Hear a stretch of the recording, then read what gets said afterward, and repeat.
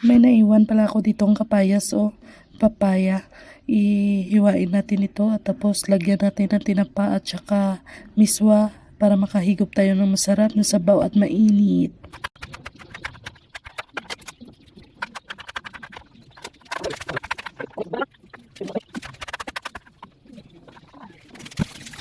Hugasan natin para maging malinis, no? Tapos hugas-hugas lang dyan para okay, no? Muna siya kay gusto mag video-video, gusto mag vlog-vlog, tapos hindi ka balo mag voice over, ay na lang did. Pero tinatry ko naman yung best ko para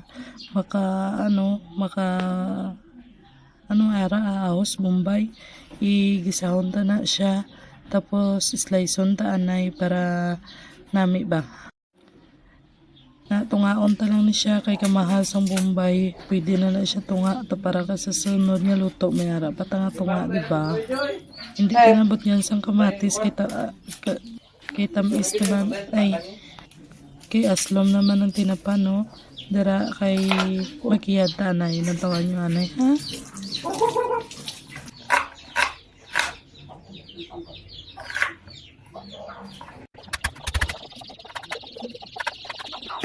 Ibuksan na natin yung tinapa no para pag ano natin ay bukas na para ilunod na lang natin no muna siya no pero ayan na tingnan nyo dira no kuhaon ta ng tinapa tapos sabrehan ta na para karon diretso na lang dayon niya bubo no.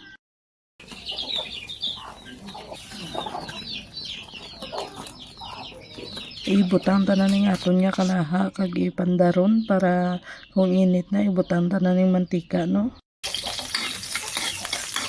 Ari na no, patnyan ta na ka mantika tapos isunod ta dayon ang lamas ta. Gayaw-yaw gali ng partner ko no kay nakaon gali isang koreng ang amon nga tinapa dira no.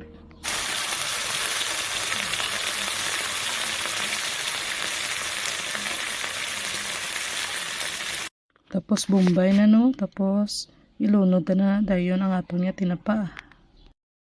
Paglantaw ko ya, ginaimna na gali sa amon nga muning ya, ti nabukaliwat ka tinapa no. Mayo lang may ibakal paliwat. Tapos ara na ilunod na no para okay kayo. Tapos hindi ko na dira ipabukalan kay butngan ta dayon tubig no kay gutom na ta. Ti anon pa na dayon ibut niyan tubig para diretso na bukal tatlo gali na ka paano na tatlo ka lata imbutang ko nga sabaw para damo-damo ba para okay kayo ba ilunod na dayon ning ning kapayas para dasig magumok Ayan no, tingnan nyo, maganda yung higop-higop yun. Sarap-sarap sa pakiramdam nyo. Siyempre naman no, isang tinapa, makakain ka. So okay kayo. Alangan naman kukunin mo pa yan kasi nandyan na sa kanyang bunganga. Ayan, takpan na natin para madaling magbukal no. Tapos abrihan natin agad para matingnan natin agad-agad, hindi man fast forward lang na no, tingnan natin yung kapayas no, yung papaya kung pwede na, kung malambot na, tapos ilagay na natin agad yung yung miswa para makakain na tayo Ginlagyan ko na yan ng asin at saka pampalasa no, para masarap yung higop natin mamaya. Tapos ayan na, paglagay natin dyan, ukay-ukayin natin para okay na. Ayan na no, bukal na, parang luto na yung papaya. Itikman na natin kung malambot na siya.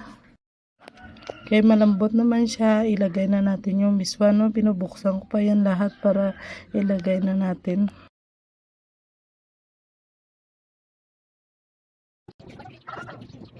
Ito na no, okay na siya, magkain na tayo ng kanin at saka miswa na may kapayas at saka tinapa.